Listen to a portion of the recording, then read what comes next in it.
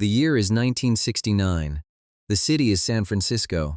The venue is the Civic Auditorium, hired for a private invitational martial arts symposium organized by a coalition of West Coast dojo owners. The narrator is a 68-year-old former stage lighting technician named Patricia Sung, who was 27 at the time, and working as the head of the lighting crew for the event under a production company contracted by the symposium organizers.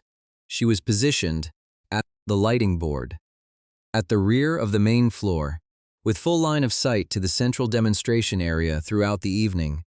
The three opponents are Toshiro Menda, 34, a Japanese Goju Ryu full-contact champion with a record of 29 wins and 2 losses; Karl Bremer, 31, a German-American heavyweight Shotokan practitioner with a record of 24 wins and 1 loss; and Dae Jung Woo, 33, a South Korean Tang Soo Do regional champion with a record of 31 wins and 3 losses.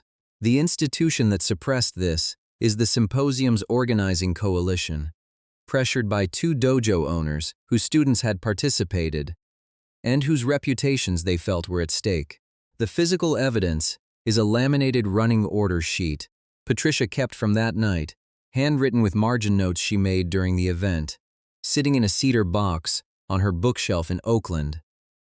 My name is Patricia Sung. I am 68 years old, and I live in Oakland, California, in a house I have owned since 1991, and the view from my back porch on a clear morning reaches across the water toward the city where all of this happened. I can see San Francisco from where I drink my coffee. I have been able to see it for 35 years from this house, and I have looked at it most mornings without saying what I am going to say now. And I have decided that looking at a place where something true happened and keeping that truth to yourself is a habit worth breaking before you run out of mornings to break it in. I am 68 years old. Husband Leo passed 4 years ago from a lung condition that had been building since his time working in poorly ventilated theater spaces in the 1970s and 1980s. We were married for 31 years. My daughter teaches architecture at a university in New Mexico. My son works in marine biology up in Monterey. Neither of them has any stake in what I am about to say, and neither of them knew the full version of this story until I told them last year, which itself tells you something about how long I kept it and how automatically I kept it. I want to be clear about who I am and what my professional relationship to this event was, because credibility in a story like this lives or dies on exactly that question. I grew up in the Richmond district of San Francisco. My father was a second-generation Chinese-American who worked in restaurant supply, and my mother was a first-generation immigrant from Hong Kong who worked as a seamstress and, later, as an alteration supervisor for a department store on Geary. I was the oldest of 3 children. I was a practical, technical child in a household that valued practical technical knowledge, and by the time I was in high school, I had become deeply interested in theater production, not performance, production, the mechanics of how a stage communicated with an audience.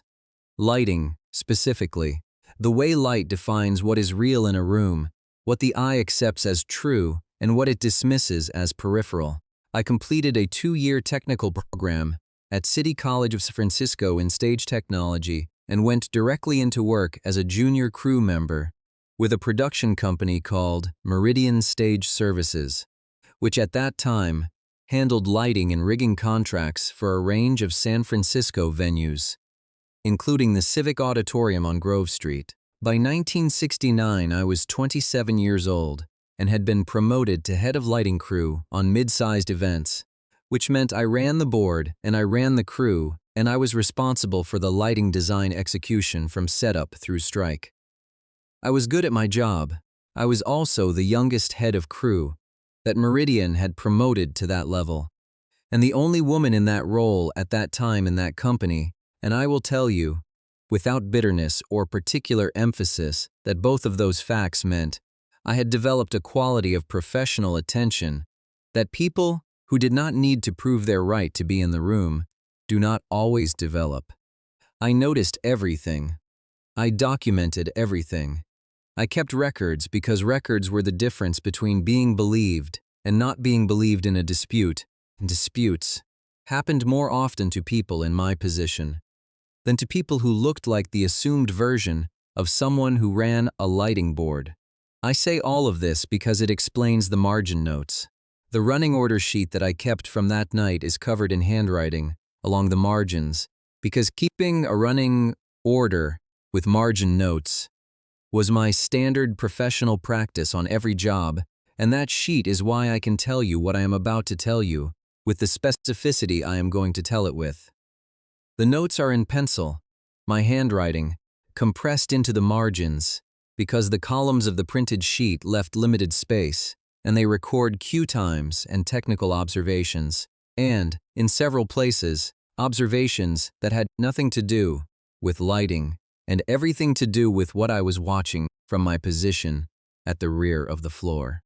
The reason I have not told this story publicly before now is professional, and then personal, and then, for the last decade or so, simply habitual in a way that habit becomes when you have practiced it long enough that you forget it was a choice.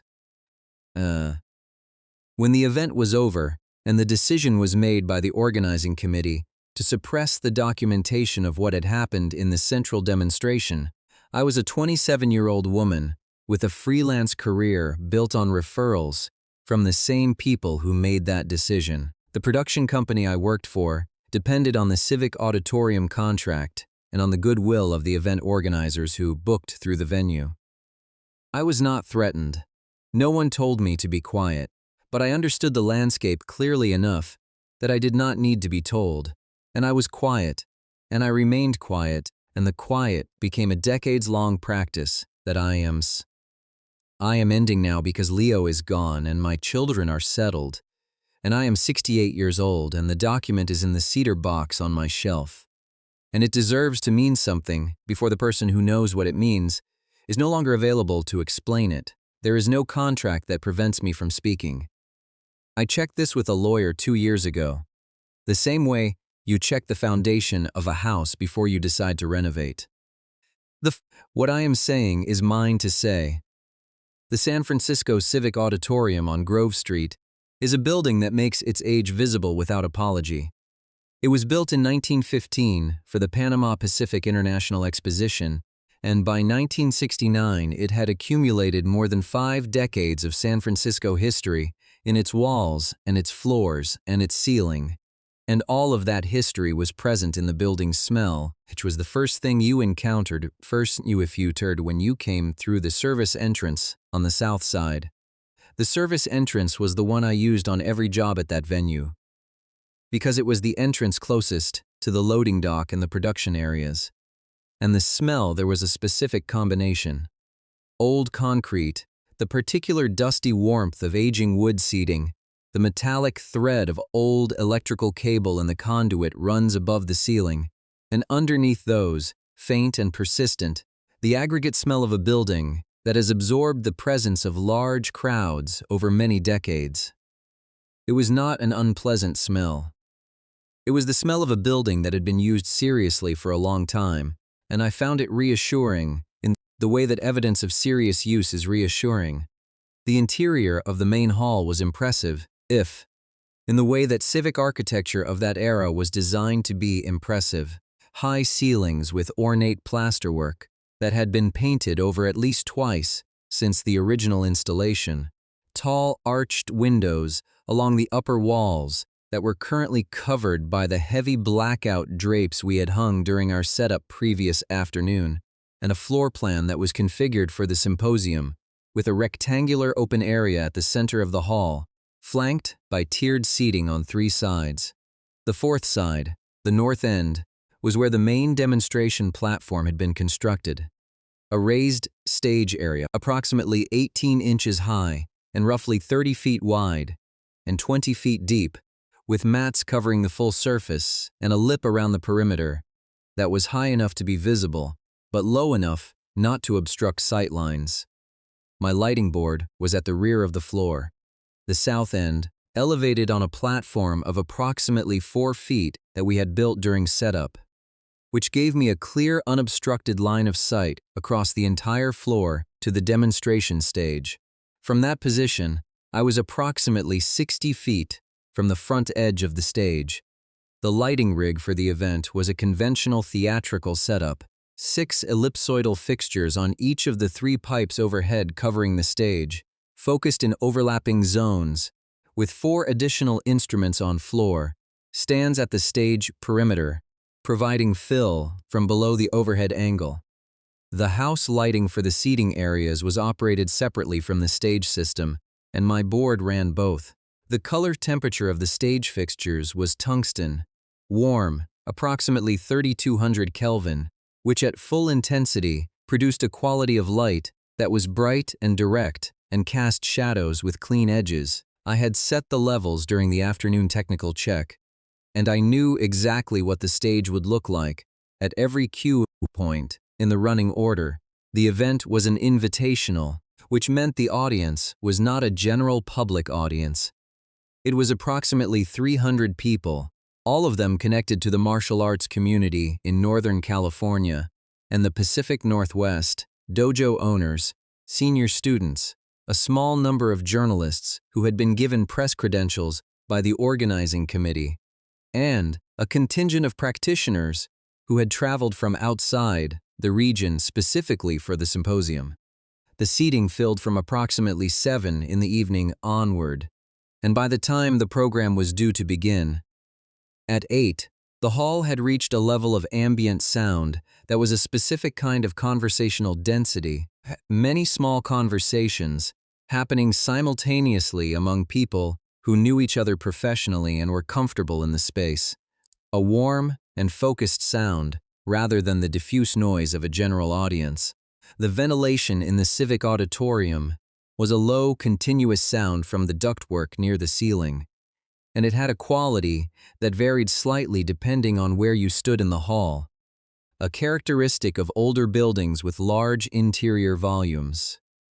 From my board position at the south end, the ventilation was a steady bass register presence under everything else. The temperature in the hall was comfortable. We were in early spring in San Francisco, which means the evening was cool outside, and the building's heating system, which was old and ran on cast iron radiators along the perimeter walls, maintained the interior at a warmth that was slightly above comfortable, the kind of warmth that large buildings with many people in them tend toward. By the time the program began, the hall had the specific thermal quality of a space that has been heated by the presence of its audience, rather than by its mechanical systems, which is a different quality, fuller and less even. I want to describe each of the 3 men who participated in the central demonstration of that evening with the same care I would use to describe anything I observed from my position, because they were not props in someone else's story. They were serious practitioners, with serious records and professional lives built on sustained physical commitment, and the way people have sometimes described evenings like this, with the challengers reduced to devices, is not accurate to what I saw and not fair to who they were. Toshiro Menda was 34 years old in 1969. He had been born in Osaka and had come to the United States in 1961 as part of an exchange program organized through the Japan Karate Association's relationship with several West Coast universities.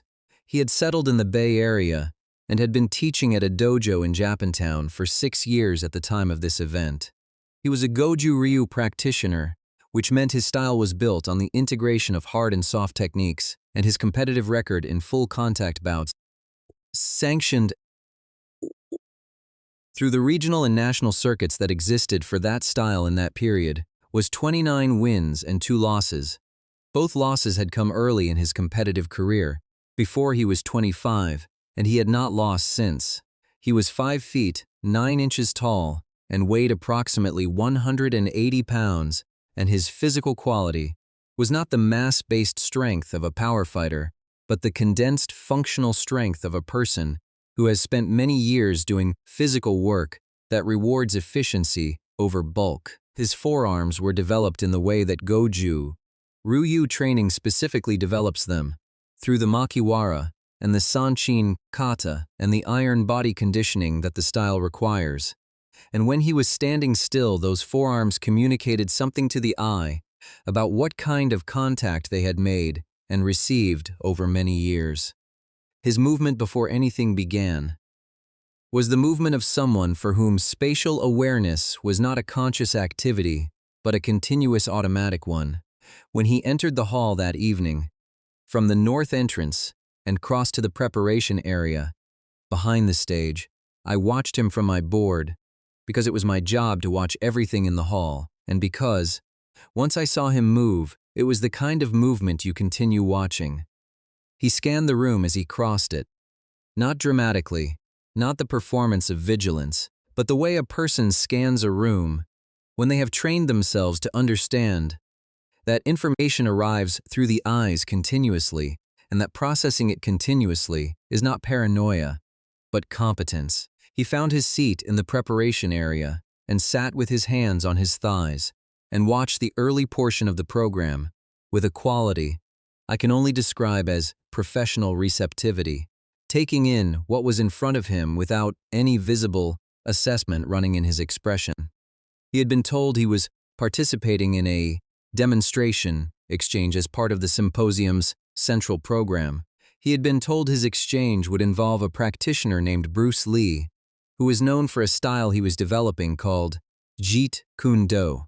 He had been told the format was free exchange within agreed parameters. What he had not been told, as I understood from a conversation I overheard in the preparation area during the program's first hour, was that two other be exchanging with Bruce Lee in sequence that evening, not against each other, sequentially, each man separately. He had understood he was the sole exchange partner. When he learned otherwise, his response was to nod once and say nothing further, which I found telling in the way that a measured response to unexpected information is always telling. Karl Bremer was 31 years old in 1969. He had been born in Stuttgart, Germany, and had come to the United States in 1962 with his family when his father, an engineer, accepted a position with a firm in the East Bay. He had been training in Shotokan since the age of 13 in Germany, and had continued in the United States under instructors connected to the Japan Karate Association's American affiliates. By 1969, he had been competing seriously for 7 years, and his record in sanctioned Shotokan competition was 24 wins and 1 loss. He was 6 feet 1 inch tall and weighed approximately 205 pounds, and the primary physical characteristic that registered about him was his reach.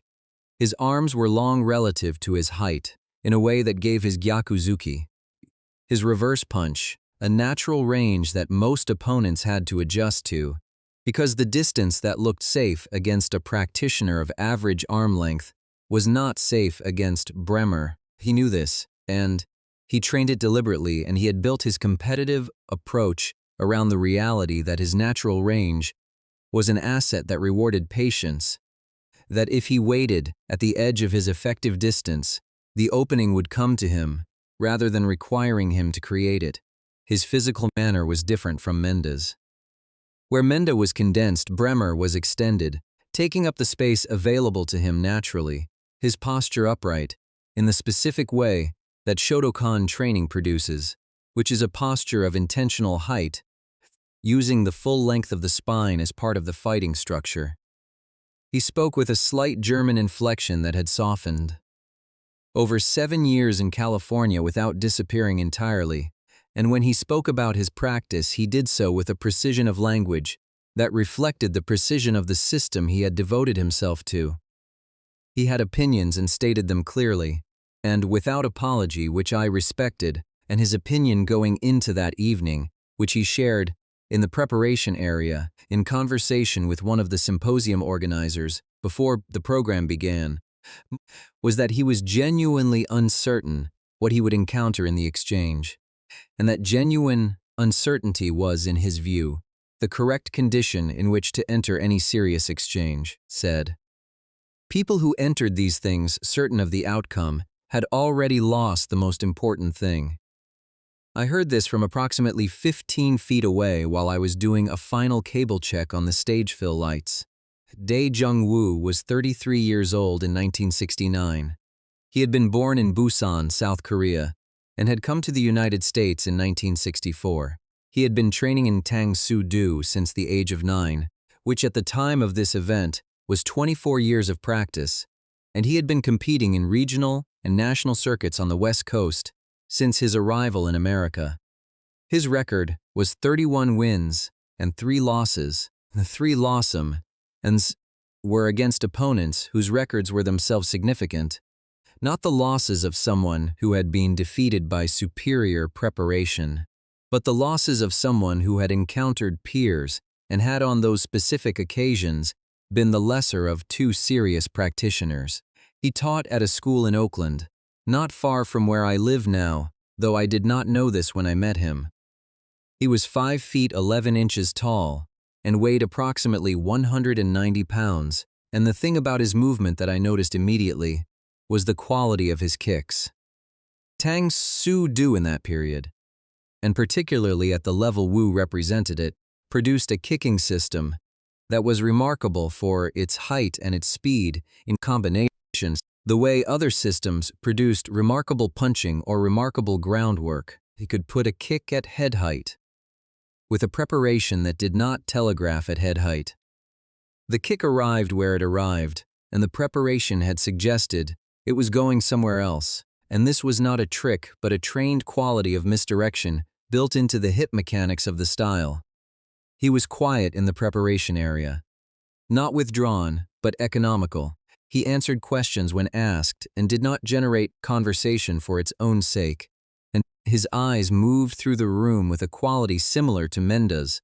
That continuous, low-register spatial processing had fought 2 men in the previous 2 years whose training had elements of multiple styles, practitioners who had cross-trained before cross-training had a widely used name, every blossom, and he had found both of those exchanges more difficult than exchanges with pure stylists, not because the techniques were better, but because the patterns were less predictable, and unpredictability in a full contact exchange carries a cost that experience with conventional patterns does not fully prepare you for. He knew this going in, and I knew he knew it, because he said it directly to Bremer in the preparation area, about 40 minutes before the central demonstration began, and Bremer had nodded with the precise nod of someone receiving information that confirms what they already suspected.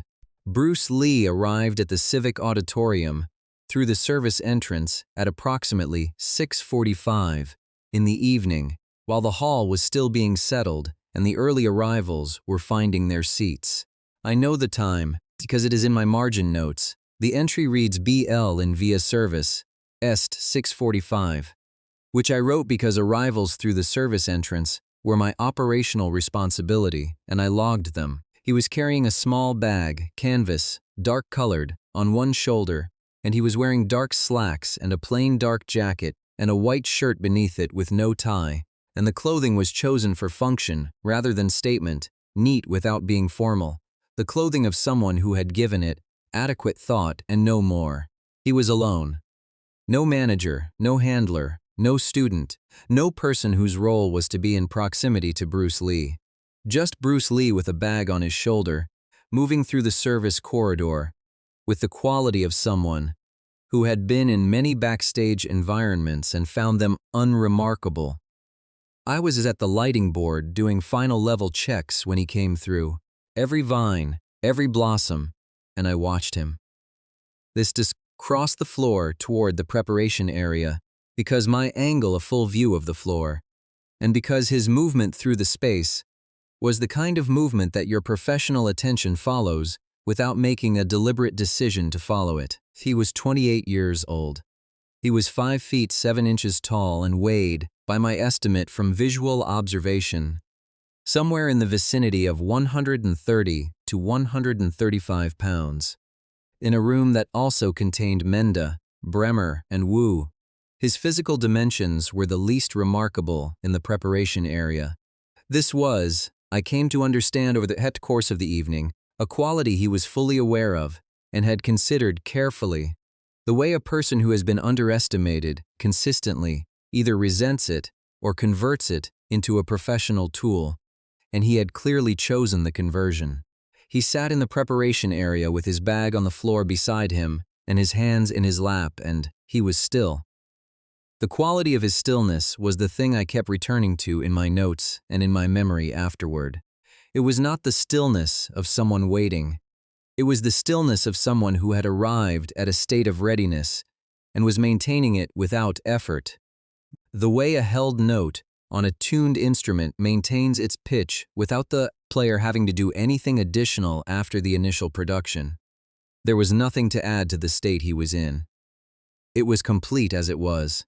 He sat there for perhaps 30 minutes before the program required his attention, and during those 30 minutes, from my elevated position at the rear of the floor, I watched him in the margins of my other work and saw him speak to no one and see everything. The symposium program ran through 2 hours of competition demonstrations and style presentations before reaching the central demonstration that is the subject of what I am saying.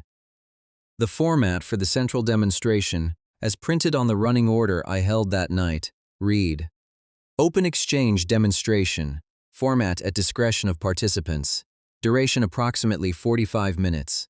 What happened ran considerably longer than 45 minutes, because what happened was not something that could be contained by a time budget established by people who did not know what they were scheduling. The host for the demonstration segment was a man named Franklin Shu, who was one of the symposium organizers and who had been present in the Bay Area martial arts community for many years. He introduced the segment with a brief description of the format and of each participant, and his introductions were accurate and respectful, and gave each man the biographical credit his record deserved. He introduced Menda first, then Bremer, then Wu, and then Bruce Lee, and the audience responded to each introduction with attention, and to Bruce Lee's introduction with a response that was larger, partly from television recognition, and partly, I think, from the quality of his presence. When he stood and acknowledged the introduction, which was the quality of someone who is genuinely unconcerned with the size of the response and does not adjust their posture to accommodate it in either direction. Before the physical exchanges began, Shu opened the floor for a panel conversation that had been pre-agreed as part of the format, and what followed was a conversation among the 4 practitioners and Shu that lasted approximately 35 minutes and was, in my assessment from 60 feet away with a clear line of sight, the most intellectually serious public conversation about fighting that I had witnessed to that point in my life. I had been present at martial arts events before this one, primarily through production work, and the conversations at those events tended toward the ceremonial, practitioners exchanging courtesies that were genuine but not challenging. This was different. Menda opened by saying, in English that was precise and careful, that he had been practicing Goju Ryu for 21 years, and that in that time, he had formed a view about the relationship between traditional form and practical function that he held seriously, but held as a view and not a certainty, which was that the traditional forms preserved functional information in a coded structure that required competitive testing to decode, and that, without the testing, the forms were philosophy and not skill. He said this, looking at Bruce Lee with the directness of someone who was not being provocative but was being specific, because the context of the remark in a room where Bruce Lee was present meant the remark had an implied direction, even if it was phrased as a general position. Bremer said he agreed with the principle, but questioned the sufficiency of the conclusion. He said that competition rules, including full contact rules, still excluded certain categories of technique that had functional validity but could not be tested in competition without producing injuries, incompatible with a continuing practice, and that any system tested only through competition had a blind spot exactly where competition rules created it. He said this not as a defense of tradition, but as a limitation on competition as the sole criterion of validity. He was a precise thinker, and he argued precisely. Wu said fewer words than either of the other two, and what he said was the most direct. He said, "Have sparred with people who trained traditionally, and people who trained through competition, and the difference is always the same. People who have been hit many times respond to being hit differently from people who have been hit a few times in controlled conditions," he said. The only way to develop the response that sustained contact develops is to sustain contact, and that systems which avoided sustained contact were producing something he could not call a fighter with accuracy. He said this without looking at anyone specifically, which made it land more broadly than if he had directed it. Then Shu looked at Bruce Lee, and Bruce Lee was quiet for a moment, in the way he had been quiet all evening, the quality of thought rather than preparation, and then he said that he thought all three of them were right in the ways that they were right, and that the thing none of them had said yet was the thing he found most interesting, which was that the frame of the argument, traditional versus competitive versus cross-trained, was itself a constraint on what could be understood. He said that what he had spent the last several years trying to do was remove the frame entirely, which meant removing not just the techniques he could not demonstrate were functional, but removing the categories that told him, in advance, what was functional and what was not, he said. This process had been disorienting, and he did not recommend it as a comfortable path, but that the discomfort had produced a quality of openness in the exchange that he could not have reached by other routes. Menda said, "That is interesting as a philosophy." Then he said, "But philosophy does not tell us what functions." He paused. He said, "Only the exchange tells us that." There was a quality in the room, when he finished saying this, that was not quite challenge and not quite invitation. It was closer to the formal acknowledgement that the conversation had reached the boundary of what language could settle. Everyone in the room understood what it meant. Shu looked at the four men and said, "Shall we?" And they stood. The format that had been agreed was 3 sequential exchanges, each between Bruce Lee and one of the 3 practitioners, with a brief interval between each. No time limits had been established. The exchanges would conclude at the mutual agreement of the participants. There were no judges. There were no points.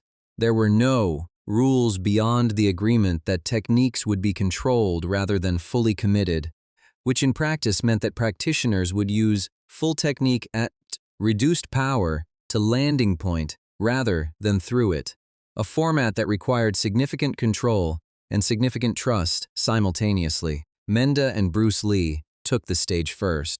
They faced each other at a distance of approximately 12 feet. Menda stood in his Goju Ryu stance, which is a wide, low-slung structure with the weight distributed evenly and the hands carried at mid-chest in a guard that is designed to absorb and redirect rather than simply block. His chin was down, and his shoulders were forward in the way the style produces, the forward lean that compresses the center line and reduces the available targets. He was steady. He had the quality of a person who has stood in a fighting stance many thousands of times, and for whom the stance is not a position, but a home. Bruce Lee stood at the other end of the distance, in what I was beginning to recognize from his observation through the evening, as his characteristic non-stance. The standing that contained everything without announcing anything. His hands were low. His weight was on the balls of his feet without being visibly forward. His head was level.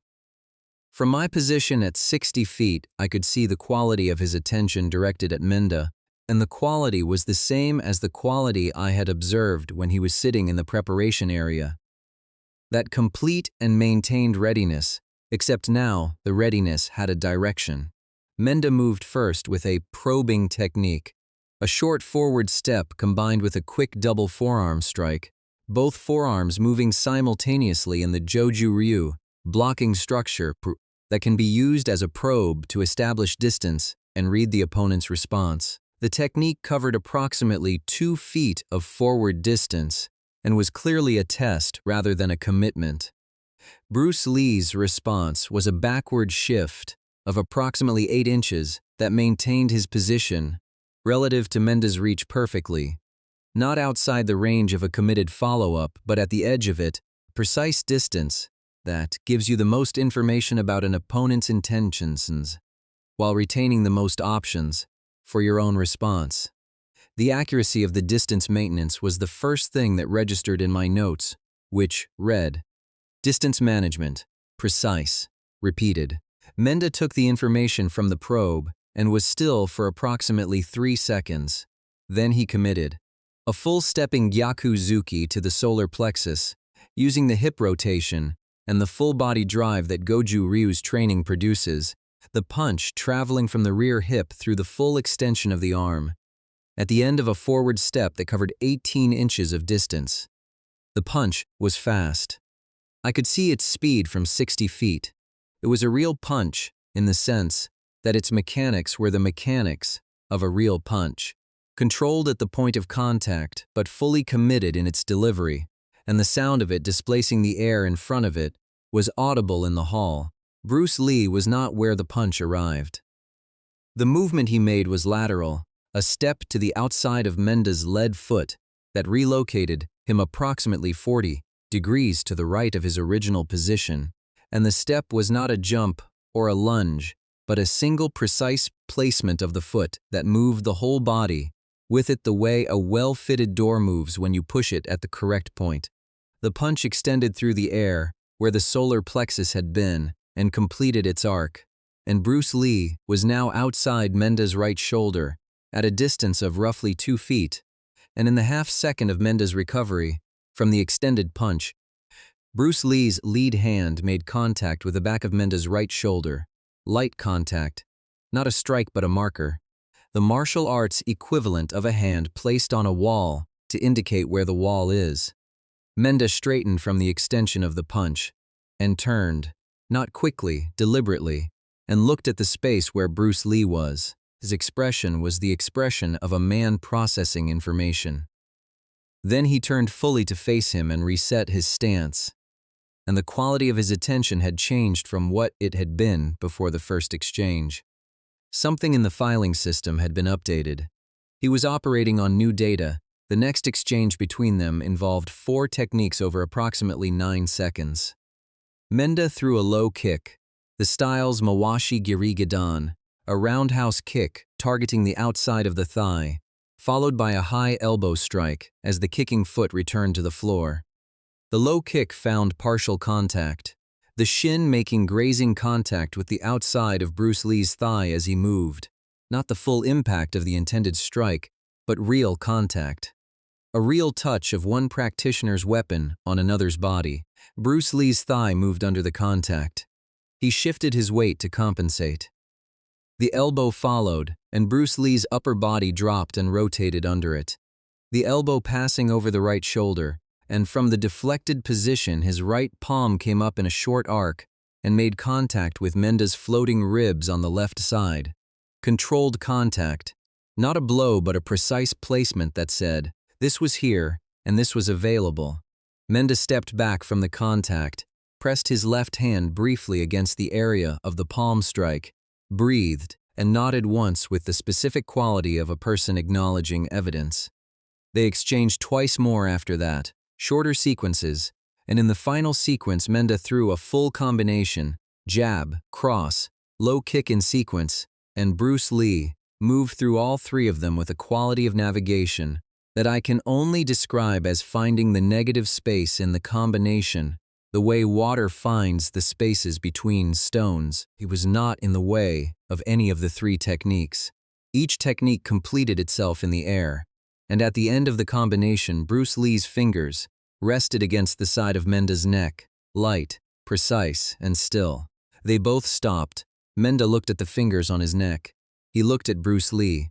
Then he stepped back and bowed, a bow of real depth, not the formal courteous bow of the opening ritual, but the bow of someone who has encountered something that merits genuine acknowledgement and is offering it genuinely. Bruce Lee returned the bow at the same depth, and in the quality of both bows, I saw the same thing. Two serious people recognizing each other across a distance that neither had been able to fully estimate in advance. The interval between Mende and Bremer lasted about 4 minutes. The audience during this interval had the quality I associate with a room that has shifted its internal understanding of what it is watching. The ambient sound level was lower than it had been during the program's earlier portions. People were talking to each other in the way people talk when they are processing something rather than passing time. Bremer took the stage with Mende departing to the preparation area, and Bremer's physical presence on the stage was different from Mende's in every structural way. He was taller by 4 inches. He was heavier by 25 pounds. His reach, which I have described, gave the stage a different geometry when he was on it. And his Shotokan stance, the low Zenkutsu Dachi forward stance, with the deep bend in the lead knee and the rear leg straight, gave him a different profile at range. He was a different problem. What happened in the first 30 seconds of their exchange was the most purely technical thing I witnessed that evening, and I have tried to describe it accurately to several people over the years in private, and I have found it difficult to convey without the image. Bremer's strategy was clear from his first movement, which was to establish his reach advantage as the governing fact of the exchange, to work at the distance where his reverse punch landed before Bruce Lee's techniques reached him. He moved laterally along the front of the stage in his stance, shuffling steps that maintained his profile, his lead hand extended forward in the Shotokan tracking technique that uses the extended lead hand to monitor the opponent's entry. He was patient about it. He was executing a plan. Bruce Lee circled opposite him, and from 60 feet, I watched the geometry of the two men moving in relationship to each other. And what I saw was Bruce Lee not entering Bremer's distance but not retreating from it, maintaining a position at the exact edge of Bremer's effective range, with what appeared to be a constant and automatic calculation of where that edge was. Bremer probed twice with the lead hand extension, and both times Bruce Lee was not where the probe arrived. Then Bremer committed to the Gyakuzuki, the reverse punch from the right side, full hip rotation, full body drive. The technique, his entire record, had been built around covering ground through the forward driving stance, and the punch arrived at a coordinate that Bruce Lee vacated with a drop of approximately 6 inches in height, a bending at the knees without any forward or lateral movement, the punch passing at the level where the sternum had been and now was not, and Bruce Lee's right hand, from the lowered position, came upward in a short arc and made contact with the underside of Bremer's extended arm at the tricep. Not a block, a leverage point, and the arm was redirected slightly upward from its already extended position, and in the same moment Bruce Lee's left hand came to Bremer's collar line on the right side. Touched it, with Bremer straightened from the extension of the punch and stood still for a moment. Then he looked at his own arm, the arm that had been redirected, and flexed it once.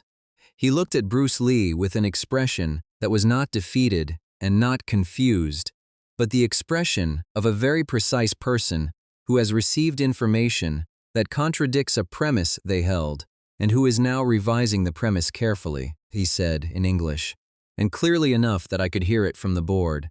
I felt the leverage. He said it the way someone says a calculation they have just verified. Bruce Lee said, "The angle was there." That was all he said. Bremer nodded once. They exchanged 3 more times. In the second exchange, Bremer attempted the combination of a lead hand strike to the face, followed by the reverse punch, the standard Shotokan 1-2, and both techniques were avoided with the same quality I had been observing, not blocked, not intercepted, removed from by precise movement that retained every option for what followed. In the third exchange, something happened that was different in character from everything before it.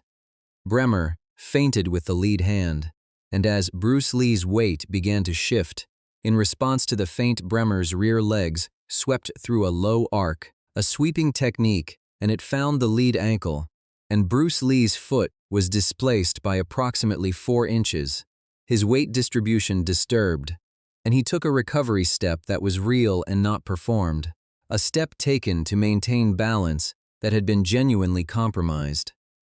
There was a sound from the audience when this happened, not a sound of excitement but a sound of recognition, the sound a crowd makes when it sees something true. Bruce Lee took the recovery step and reset, and his face was the same as it had been throughout. But I made a note at the board that reads, "Recovery step, real, not performed," because I needed to write it down to hold it. Then, they continued. In the fourth exchange, Bremer threw the most committed technique of the evening from either of them, a full Gyaku Zuki with maximum drive and full hip rotation, everything Bremer had.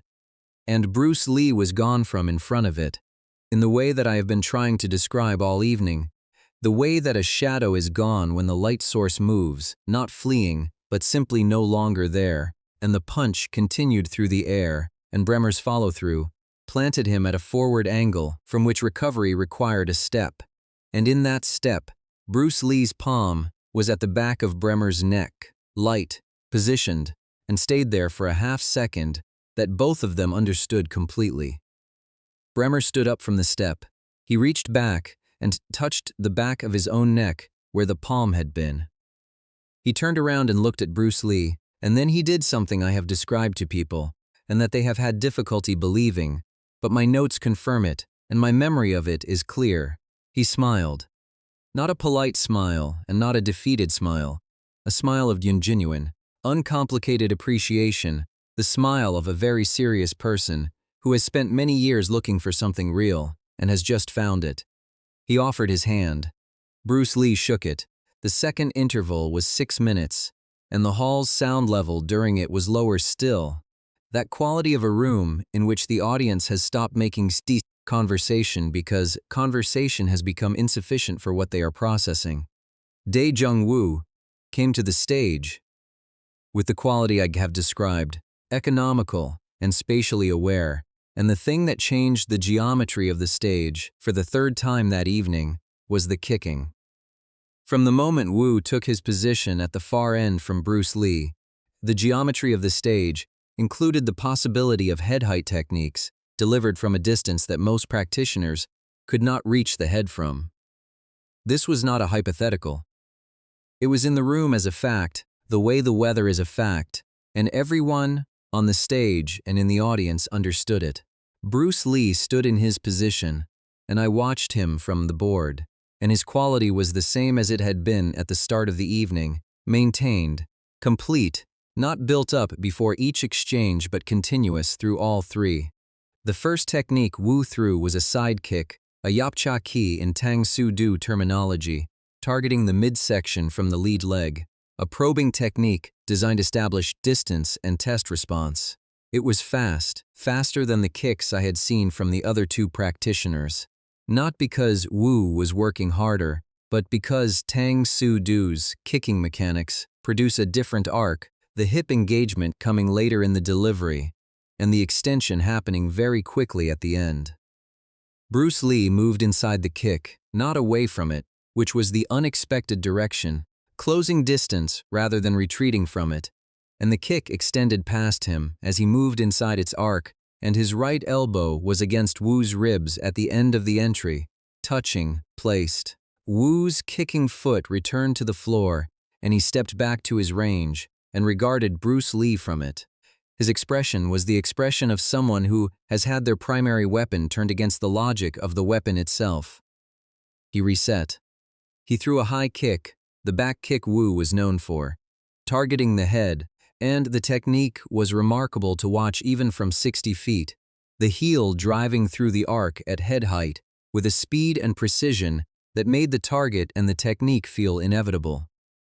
Bruce Lee dropped under it, a sudden compression downward from the knees, the heel passing above his head by perhaps 3 inches, and from the compressed position, his lead foot extended in a low kick that found the outside of Woo's supporting ankle as the back kick's momentum continued past. And Woo's base was disturbed, his weight compromised for a full second as his body adjusted to the impact on the planted foot. Woo planted again, stood in his stance, and breathed once. through his nose, reset his weight, and looked at Bruce Lee with an expression that had passed through 3 stages since the beginning of their exchange. The first stage had been his professional preparedness, the face of someone who is ready. The second stage had been the recalibration after the first technique, the processing face. The third stage, which I saw on his face now, was something cleaner, almost lighter, the face of someone who has let go of the expectation they arrived with and is now simply present with what is actually happening in front of them. He moved forward, and the exchange that followed was the longest continuous sequence of the evening. 11 techniques between them, over approximately 14 seconds, and my notes from that sequence are nearly illegible because I was watching too hard to write clearly. What I wrote reads, 11-14 seconds, all clear, never where.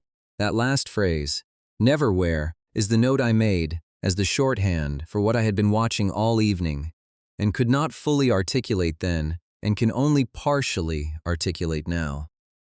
He was never where the technique was going. Not one of the 11 techniques, from either man, found the target it was sent to. The 11th technique was Wu's, a spinning back kick that he threw from the inside, a departure from his pattern that required Bruce Lee to respond to a direction he had not encountered in the exchange, and the response was not the clean evasion of the previous 10. Bruce Lee moved, but the heel found his left shoulder, real contact, partial but real, and his body rotated under the impact, and he took 2 steps to stabilize. And for those 2 steps, his weight was managed by the recovery, rather than by his choice, and the hall was absolutely silent while those 2 steps happened. He stabilized. He stood up. He looked at Wu. Wu looked at him. There was a quality between them in that moment that I have thought about many times since, the quality of 2 people who are standing in a space that only the 2 of them fully occupy, who understand each other across that space with a precision that does not require language. Then Bruce Lee moved forward and closed the distance to 4 feet, and his right hand came up in a single arc, not a punch, a palm heel strike targeting the chin, controlled, not delivered but placed at the chin with the weight behind it held in reserve, and it stayed there for a half second. 1/2 second. Wu's chin was in the palm. Wu looked at the palm, then he looked at Bruce Lee over the palm. Then he stepped back and brought both his hands together and bowed from the waist, with a depth and a duration that was the longest bow of the evening and the most unambiguous. Bruce Lee returned it at the same depth and held it for the same duration. When they straightened, and both men were upright and facing each other across 4 feet of mat, the hall began to make a sound. It started in the area near the center of the floor, seating where the most technically informed members of the audience were sitting, the people who had understood every technique and every evasion and every placement throughout the evening, and it spread outward from that center in the way that real appreciation spreads, which is different from polite applause in its origin and its texture. It came from somewhere, rather than starting everywhere simultaneously. It was the sound of understanding completing itself. Post-exchange conversation on the stage lasted approximately 25 minutes. All 4 men and Shu, the audience still present, the hall warm and quiet around them. Mendes said that the quality of spatial management he had encountered was unlike anything in his competitive experience, not because the techniques were unfamiliar, but because the relationship between the techniques and the available space was managed at a level of precision he had not previously encountered outside of the senior masters in his tradition. He said this as an observation rather than a compliment. Bremer said that the thing that had stayed with him was the leverage point on his arm, that what Bruce Lee had done with the arm at the end of the extended punch was structurally correct in a way that his own training had never emphasized, and that he would be thinking about that structural principle for some time. Wu said only, the inside of the kick. He said, I throw that kick for 24 years and no one goes inside. Then he looked at Bruce Lee and said, why inside? Bruce Lee said, because outside was where you expected. He said, I looked for where you were not expecting, and I went there." Wu was quiet for a moment, and then he said, "Yes, just that one word, and it contained what it contained." The audience asked questions for another 15 minutes after the practitioner's conversation wound down, and the questions were good questions from people who knew enough to ask specifically, and the four men answered them with the patience of people who had worked hard that evening and were willing to share what they knew from that work. The hall felt different by this point from what it had felt like at the start of the evening. Larger somehow, or perhaps simply more present to itself, the way a room feels after something real has happened in it.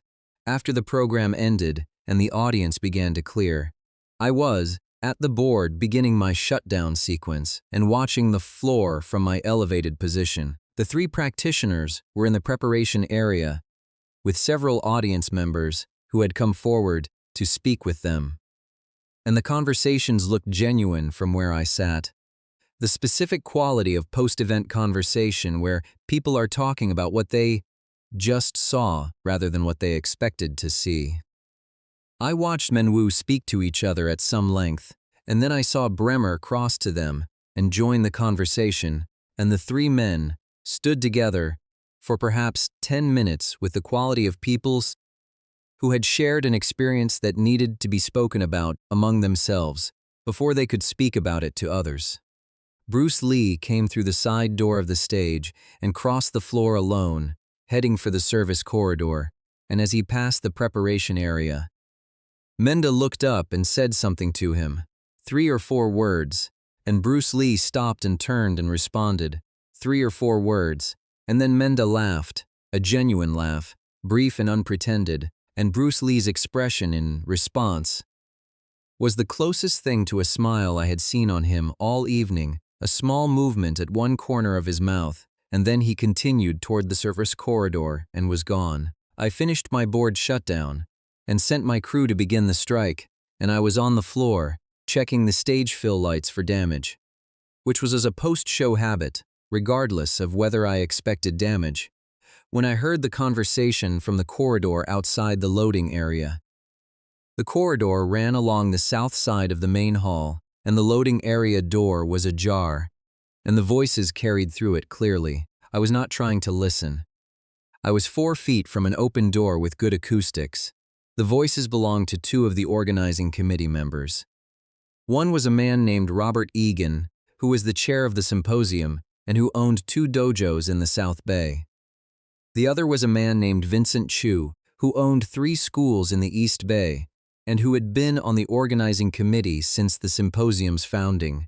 I knew both of them by name and face from prior production work at Bay Area martial arts events. Egan was saying that the exchange segment could not go into the compiled record in its current form. He said the issue was not Bruce Lee. He said the issue was that 2 of his students were in Menda's school and 3 more were in Wu's school, and that the footage of the exchange, if it circulated in the community, would be received as documentation that their sensei had been shown something